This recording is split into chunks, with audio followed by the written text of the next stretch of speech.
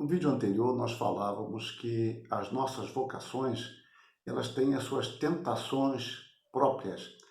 E nós só tendemos a descobrir essas tentações quando nós assumimos a nossa vocação. Podemos ter ideias mais genéricas a respeito de possíveis problemas e dificuldades, mas quando nós estamos dentro, de fato, servindo ao Senhor dentro daquilo que Deus nos colocou, então nós vamos descobrindo algumas incertezas fruto da nossa limitação ou mesmo do nosso pecado e vamos então tendendo a desviar da rota proposta pelo Senhor para nós. Mas eu tomo agora aqui uma colocação do Francis Schaeffer, que eu considero muito importante. Ele diz que não há gente pequena e gente grande no verdadeiro sentido espiritual, mas sim gente consagrada e gente não consagrada. O problema para cada um de nós é aplicar essa verdade a nós mesmos. Será que Francis Schaeffer é o Francis Schaeffer de Deus? O tamanho do lugar não é importante, mas sim a consagração naquele lugar. Meus irmãos, isso é uma realidade difícil de ser vivenciada. Ela é fácil de entender, mas é difícil de colocar em prática, entendendo que nós devemos consagrar os recursos que Deus nos deu no desempenho de nossas tarefas para as quais Deus nos chamou. Os resultados nós deixamos com Deus. O nosso trabalho nem sempre terá a dimensão que talvez gostaríamos que tivesse ou julgássemos que tivéssemos, mas e daí? Nós devemos servir a Deus com o que Deus nos tem dado. Então, nós temos pequenas e grandes tarefas. A questão sempre é como nós nos dedicamos a essas tarefas. Deus nos abençoa em nossa vocação, nos munindo, nos dando o necessário para o seu desempenho, para uma realização digna. Deus nunca nos veste com máscaras para representarmos papéis simplesmente nominais.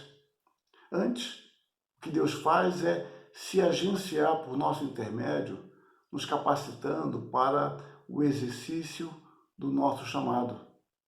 Deus mesmo nos talha para o desempenho do nosso chamado.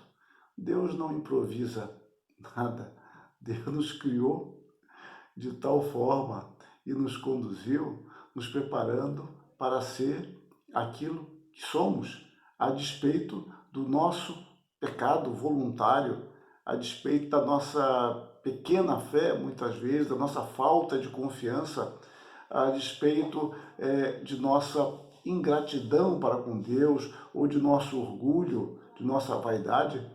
E, aliás, o pecado sempre é uma expressão de orgulho, porque nós estamos declarando de forma prática que o nosso caminho é melhor do que o caminho de Deus. Mas a despeito de tudo isso, não há improvisos, não há plano B. Deus é o Senhor da história, Deus é o Senhor de nossa vida, de todos os acontecimentos. A nossa vocação será sempre um ato de serviço a Deus e ao nosso próximo, por meio do cumprimento de nosso chamado, onde Deus nos colocou. Precisamos descobrir a alegria de exercer a nossa vocação. Insistimos, a nossa vocação é servir a Deus, não buscar o sucesso. Não há nenhum mal em ser bem-sucedido. Deus promete aos seus servos fiéis que eles seriam abençoados e alcançariam o sucesso em sua realização. O caso bastante notório é o de Josué. Enquanto Josué pregasse a palavra, vivenciasse essa palavra, ele seria bem-sucedido por onde quer que fosse. Mas entendam, o sucesso está em obedecer a Deus. O sucesso que nós alcançamos, e esse sucesso entre aspas, em detrimento da obediência a Deus é um fracasso. Quando nós cremos na ardilosidade de nossa mente, de nossos planos, ainda que supostamente para glorificar a Deus e somos bem-sucedidos, é preciso que tenhamos cautela quanto a isso. A ausência de uma disciplina de Deus não é bênção, pelo contrário, é um prolongar de uma penalidade que virá a despeito da misericórdia de Deus, mas virá se nós não nos arrependermos. Então, Deus, ele deseja que nós sejamos bem-sucedidos, mas insisto, o sucesso começa com obediência a Deus. E o sucesso não será visto necessariamente como sucesso por todos, mas nós prosseguimos em nossa caminhada. A nossa ênfase não é a recompensa, embora tenhamos recompensas, mas a nossa ênfase não é essa. A nossa ênfase deve ser o ideal de serviço. Exercitar os talentos que Deus nos tem dado. Sermos úteis onde Deus nos colocar. Isso é algo fascinante. O sucesso, insisto, é uma obediência integral.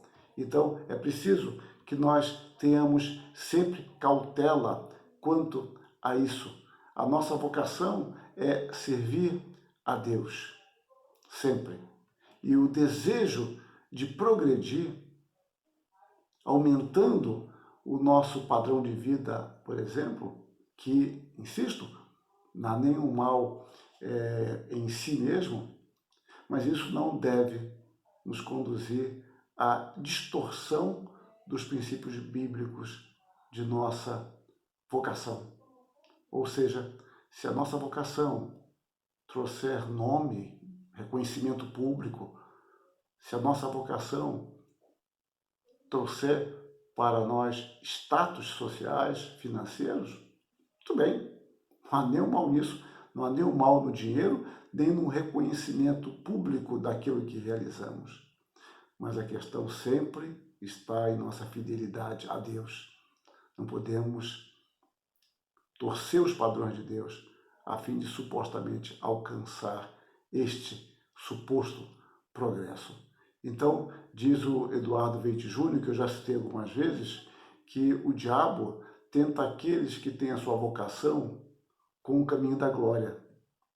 Se insistirmos, diz ele, em ser servido, em vez de servir, a vocação se torna uma oportunidade para nos atolarmos no orgulho. É criada uma mentalidade de autossuficiência. Não sentimos nenhuma necessidade da independência de Deus. Meus irmãos, falando em termos de rompimento, é estranho a nós, mas as coisas não sucedem tão imediatamente. O rompimento com Deus, ele em geral é precedido por pequenos rompimentos, pelo esfacelamento de nossa fé. Nós vamos elegendo outros ídolos, outros senhores, vamos tendo outras prioridades e ninguém está livre disso. É um processo muito natural, digamos assim. É uma estratégia diabólica dentro dos seus ardis para nos afastar de Deus. Paulo, ele instrui ao jovem Timóteo quanto aos verdadeiros valores que devem orientar a nossa vida. Olha o que ele escreve em 1 Timóteo 6, de 6 a 10. De fato, grande fonte de lucro é a piedade com contentamento, porque nada temos trazido para o mundo, nem coisa alguma podemos levar dele. Tendo sustento e com que nos vestir, estejamos contentes. Ora, os que querem ficar ricos caem em tentação e cilada, e em muitas concupiscências insensatas e perniciosas, as quais afogam os homens na ruína e perdição. Porque o amor do dinheiro é a raiz de todos os males, e alguns, nessa cobiça, se desviaram da fé e a si mesmos se atormentaram com muitas dores. Grande fonte de lucro é a piedade com contentamento.